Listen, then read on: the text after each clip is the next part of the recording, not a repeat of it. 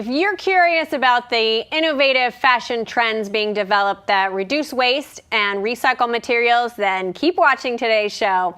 Hi, I'm Jem Masada, your host of Woman2Woman Today, where we talk to inspiring women who are helping other women reach their goals and are changing traditional industries and roles in a positive way. Today, we are learning how we can be a part of the solution to the problem of global warming. Our guest is Mary Savoca, owner of Ash&Rose, a design boutique that carries the latest trends in style and sustainability. Thanks for being with us, Mary. Thanks for having me. Very excited. We're excited too, because as I was mentioning when we were off camera, I see this recycle and reuse and upuse in so many different ways, and it's hitting the fashion industry, not in the particular material, not only in the materials that they're using, but also in their stores. They're using clean energy. And tell us how you got into being a part of Ash&Rose and creating Ash&Rose, and your love and passion for sustainable materials. Yeah, totally. So this company kind of happened by accident, I guess you could say. It sort of evolved over time. Yeah. It's a mother-daughter company owned by myself and my mom, Nea. And we actually got started selling off a lot of our old clothing on eBay. And then we started selling a lot of vintage clothing on eBay when I was still in high school, actually, and it became this massive hobby that we continued doing while I was in college. And I sort of realized that I wanted to be a business owner. I wanted to keep staying in the fashion industry and really build a business. So what we decided to do was start sourcing some outside designers that we could sell and building a website and growing that. So for me, the transition from vintage to sustainable just made a lot of sense because we were already doing a lot of recycling. Right. So I started doing a lot of research, finding these designers. Back when we first started doing it, there weren't as many designers. Now there's so many. And we just started making connections and putting together an online store, and it's blossomed into what it is now. How did it go from this online system to this brick and mortar place that is successful in Boston? Yeah, so the big jump for me was moving from having the business be all about we're earthy, crunchy green to saying, okay, we need this to appeal to a wider audience. Most people really don't think about sustainability when they go shopping. They're looking for things that look good on them and that they feel great in. So having that be sort of like the first part of the message, that helped us to really grow the business and start succeeding in a bigger way. And I sort of always knew I wanted to have a boutique. So when we were ready to do it, we just sort of jumped in. We found an amazing location in the SoA Art and Design District in Boston, and we kind of fit in perfectly there. So right now we're running our online business out of that shop, and we have a boutique now that people can come into and shop in person. So and you live in Framingham and are from the Framingham region, so you're a Metro West girl with this. It's funny what you said when we were off camera, that you just didn't want to have a real job. Right? Yeah. And so you thought, I'm going to find something that I love, and we can tell that you're really passionate about style. But this because it's very different. You're right. When people think of green, they think you've got to wear your Birkenstocks and fees. So how do you explain that to people that it can be stylish? You can look fabulous, and it can be a price point that you can afford to. Yeah, so all three of those things are so important. A lot of people think it's so expensive they can't possibly do it. And for us, we lead with the style. When someone walks into our store, they don't know that they're shopping at a sustainable and ethical store until we tell them. And usually, I tell my salespeople to make a point to don't have that be what you lead with. Right. Show them the products, get them excited about it. Because some people are actually turned off by that. They're like, oh no, I don't do organic. That's not my thing. Which is really funny to me, but it's very political, and some people Well, is it also a care? Yeah. Is it a care and a price point too? I mean, do you have to be more mindful in the way that you care about your garments? Yeah, so I mean, I think the first and most important thing for people to do if they want to make this shift is to buy higher quality things and buy things that they're going to wear over and over again.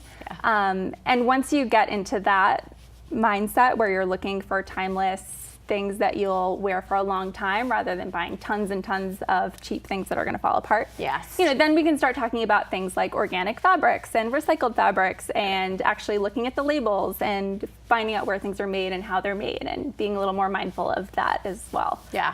So, but it has to really appeal to people too. I mean, I'd love to talk about your demographic. Who walks into the store and stays? Who walks into the store and just can't take it because who knows why? But they feel as though it's for some reason it's not for them.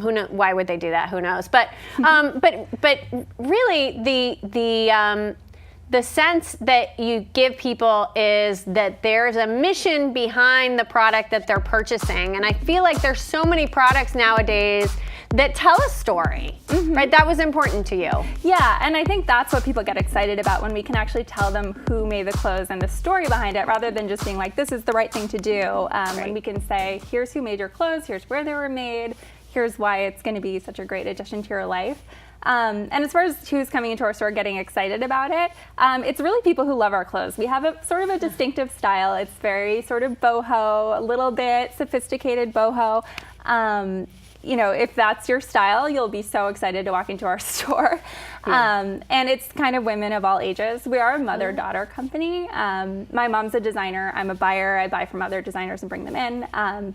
So we've kind of built this collection that appeals to a pretty wide range of ages of women. And yeah, it's just people who love feminine, fun, playful, slightly whimsical clothing. That's what we get excited about. And people who are into that too get excited when they come into our store. So, yeah.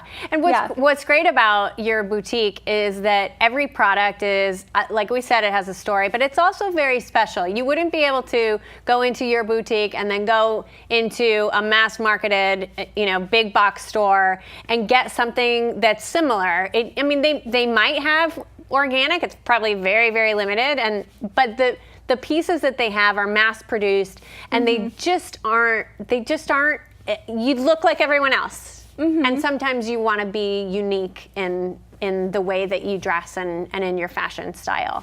Yeah, so basically every designer that we carry in our store, including our own label, is very limited, very handmade. With our own label, we're only making like 15 or 20 of each piece, and that's it. And that's including our online sales. So, you're not going to see anyone else who's wearing the same thing that you're wearing. And then the designers that we work with, they're all people that I've built personal relationships with. So I can feel very confident saying that the clothes we sell were produced in a way that's mindful of the planet and also the people who produced it. Yeah. We're going to take a break, but when we come back, I want to talk about those 3 core values of your business, because this makes such a huge difference in the boutique that you've created and the partnership that you have with your mom. So I think it's important to share that with our guests. So awesome. We'll be right back, where Mary's going to answer some of our questions about fashioning for the future. So keep watching. Welcome back. We're speaking with Mary Savoca from the shop Ash&Rose. So when we left on break, we were talking a bit about these core principles that you've established for your business. Tell us a bit about what they are. Yeah, so what do we mean when we say ethical and sustainable fashion? Yeah. So it starts with sustainability. That's the first element of it. And I'm going to go through a lot of examples here. But basically, materials that are a little more mindful of the planet, whether it's recycling or using organic fabrics that are a little kinder to the planet than what you would normally find in a big box retail store. And our second core value that we're really committed to is fair trade. So that means that everyone who's involved in the supply chain of making these clothes is being compensated properly for their work. and they're not being abused, they're not being put in dangerous situations where the factory might collapse on them at any moment, which is a real problem. Real threat. And then finally, empowering women. The majority of textile and apparel workers are women around the world, so it's really important to us to make sure that those women are protected and empowered and are making a living doing what they do. And also the flip side of that is empowering our customers to be able to make better choices that they can feel really good about. And when you come into our store, we want you to have fun shopping and just take in the experience of trying on beautiful clothes, but know that you're buying something that's not harming people or the planet. It's so critical that you've established those, because it speaks to everything that you do, not just in your store but in your life, and we can tell that you're really passionate about that. So tell us about these beautiful materials. Yeah, so what does sustainable fashion really mean? So I always like to start by reminding people that the most sustainable way to shop is to buy things that are already in existence, that are out there on the planet. That means thrift stores, that means going on websites like ThredUp. There's a lot of websites now where you can buy secondhand clothing. So I just brought a couple of examples just for the visual of it. Okay, so this is a really fun vintage sweater that I'm obsessed with, that you can't find this in the mall. Love the detail on this. Yeah, and I love just rescuing clothes like this. Yeah, that's a good way to say it, Mary, that you're rescuing the clothes because what happens to clothes like this that are in the thrift store that people have donated and lovingly donated in some cases, what happens to those clothes if nobody comes by to save them? Yeah, well, what I was saying during the break is 95% of the clothes that are donated to thrift stores go to landfill. They never get reused in any way at all. The big reason for that is there's so many junky quality clothes now in the world, much more than there used to be. Yeah. So it's important to start by buying high quality clothes so that they can go to a thrift store, or so that you can consign or resell them in a way that will not have them end up in a landfill. Right. And we're spending, in some cases, more money on these less expensive products that don't last for very long. So if we were more mindful with our dollars and maybe save them a bit before we purchase a $10 t-shirt or even a $20 pair of jeans, trying to be more mindful saves us money in the long run. Exactly. Yeah. I mean, if you buy the best quality clothes that you can afford to buy, you're actually going to save money. Yeah. So yeah, I wanted to touch on the recycling thrift store part of the. That's great. Thank you. We don't do that in our business anymore, but I think it's important to just remember that that's an option and for it's people. Fun because then you feel as though you have this really special item that you kind of cultivated yourself. Yeah. And also if someone says, I can only afford to shop at H&M or whatever, you can also afford to, go to a thrift store or go online and find these secondhand things and bring them back. So that's great. I love that. Thank you. So I just wanted to touch on that. Okay. And then kind of jumping into what we do in our business. There's so many different ways that you can be sustainable. So I'll start with recycling fabrics. And a really great example of that is this designer. It's called Tonelay. This is a company that was founded by a woman who's originally from Burlington, Massachusetts. And keep it local. Yeah, so she lived in Cambodia for a number of years, and she realized that the factories there were throwing away huge amounts of fabric. So she started sourcing these fabrics and creating jobs for women there where they could take these bits of fabrics and make new clothes out of them. Okay. So this is just straight up recycling. Wow, this is fantastic. Yeah, so this is kind of an example of the basics that they do. This is a t-shirt dress with a really fun screen print, handmade. Wow. And then moving on to their next sort of stage, they actually take all of their scrap fabrics. Yeah. They take the smaller pieces and they make things like this, which is a dress that is pieced together from scraps. Yeah.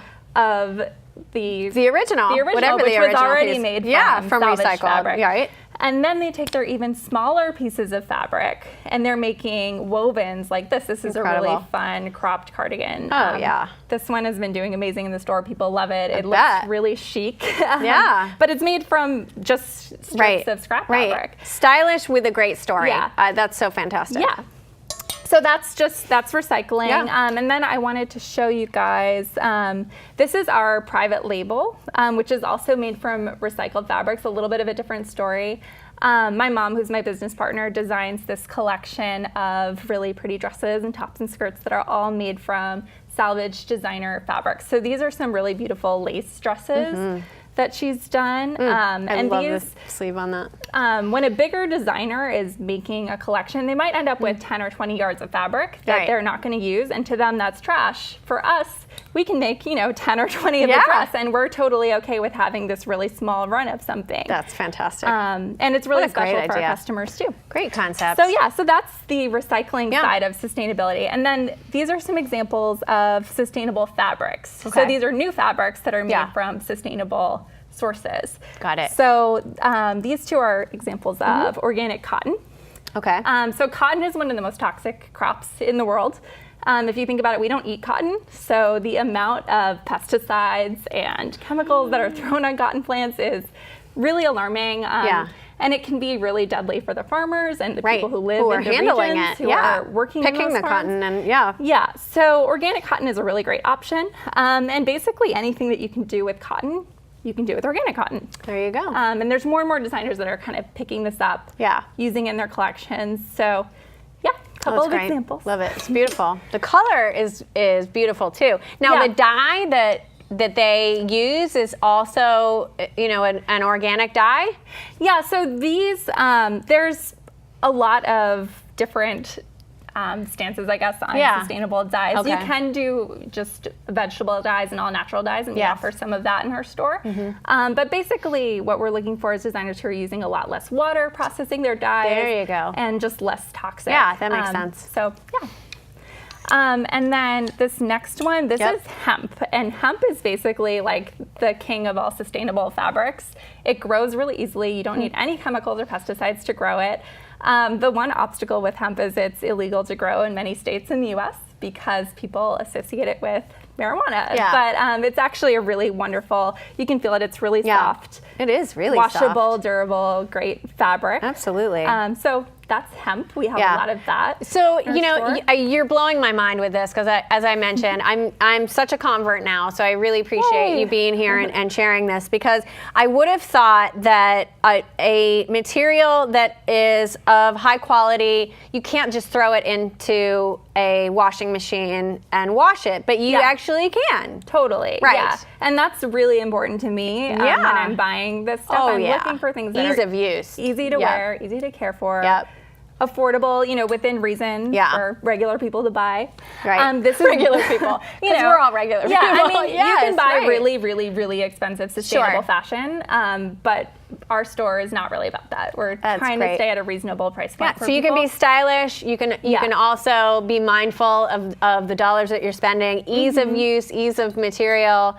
It's so soft and fluid and. Really, this looks, it feels like jersey, and it's just so comfortable. Brilliant. I love it. And then this is Tencel. This is another, it's made from cellulose from trees. So this is a really great fabric. Again, it's machine washable. It's lovely and soft. And why did this take so long to come about, this trend? I mean, these things have been here always, right? Well, I feel like, it's too costly to process and create. We've been having this momentum towards fast fashion. You hear that term all the time, buying a lot of things made as cheaply as possible. Right. And these things do cost more than the fast fashion items that we might be used to. But they're not so crazy expensive. We just have to sort of get used to, you can't spend $30 on a dress. You might have to spend $100 to get a really lovely dress that's going to last a long time that was made sustainably. Yeah, and that nobody else probably in your whole social circle would be wearing because it's so unique and it's so different. And it's so stylish. It really sets you apart from your friends and. I really appreciate you coming and explaining this to us, because this is, or just fun. To me. Everybody else probably knows. I'm like behind the trend. This is beautiful. And look at that. Just look at the back on that. That is spectacular. And so I wanted to show and the detail. This designer, because this is all about the handwork and the embroidery and the beading. And embroidery and beading is usually a sign of sweatshop labor, especially if you see it in a store like Forever 21, something that's embroidered. There's no way that can be done at that price point. It just can't. So what we're doing is we're finding products that have these beautiful embroidered and beaded details that are actually from fair trade certified companies that are taking care of their workers, that are not employing children, and preserving a lot of these traditional techniques that are so, so beautiful. Yes. So something like this at our shop is a little bit more of an investment, but you know that it was made right. Right. And I definitely, warn people, the one thing that you can do if you really don't want to buy things that are made by children or sweatshop labor, try to avoid embroidery and beading unless you know where it comes from. Yeah. Yeah. That's a great way to explain just one thing, though. So when you walk into a store and you want to be mindful of the people that have made it and the materials that you're using because of sustaining our earth, that might be important. What should you ask for if you were going to ask? So most mainstream retailers probably won't be able to tell you where their clothes were even made. Right. So that's a clue right there. Yeah. If they can't even tell you, that's probably... You're in the wrong place. Yeah. But I would say, there's very few stores that are doing what I'm doing. The best thing that you can do immediately is buy better quality clothes that are going to last a long time and that have a longer life. That's the most immediate thing that people can do. Yeah. Oh, and also go to your store. And go to my store. Go to Ash&Rose. Obviously, that is. But there are not a lot of stores, no matter what the product is, that you'll find somebody who cares so deeply for the process of the creation of the style, of the material used, and the story behind it. So, good on you for thinking that it's of value, and you've started the trend for all of us. And I'm, as I said, I'm a convert, and I'm going to evangelize this because it's so important that we begin to think about this. And it's unfortunate that it's trendy, but it's great that it's trendy now. Definitely, right? definitely. Tell us about this one. So this is another thing I'm really passionate about is supporting small designers in the U.S. So this is a designer who's in Nashville, and she's actually creating all of her own fabrics by hand in her studio. So this is a print. Every single one of these dresses that she's done is a little bit different. Yes. She's actually creating this print by hand and has a small studio where they're sewing everything, and she's there for the whole process. Yeah. So this is the kind of thing that I get really excited about is connecting with these people and giving them a place to sell their product. A platform, That's fantastic. Putting it in front of my customers. So. That's brilliant. Well, we're so glad that you're doing that. And tell us about this outfit because this is so incredibly comfortable and cool in a temperature way. It looks amazing also on you. In a fashion way. Thank you. It's totally the dress. But the pockets on this, I just love dresses with pockets, and it's those little unique details that you'll find at your store that maybe you wouldn't find, because mass producing something like this with pockets doesn't exist. I mean, it has to be a specialty designer and something special. And the color is spectacular, and the details on the sleeve. Thank you for letting me wear it. I appreciate it. Well, thank you for modeling it. It looks amazing. Thank you. All right. Well, thank you, Mary, for sharing your passion with us. It's such a joy, and you've completely changed my mind, and I know that you will for all of our viewers. So thanks for sharing your story with us today. Yeah, thanks for letting me talk about what I love. Yeah, and for playing with the clothes. It's so much fun and beautiful, too. Thanks, everyone, for watching, and please remember to follow, like, and subscribe to Woman2Woman Today on Twitter, Instagram, Facebook, and YouTube so you don't miss a show. Thanks to the entire team at Access Framingham, especially Shavarsh Morrissey and Francesca Cerruti Harris. Thanks also to Jess Friswell, our amazing assistant producer. I'm Jem Maceda, your host of Woman2Woman Today. Thanks for watching, everyone. See you next time, where we hope to inspire you.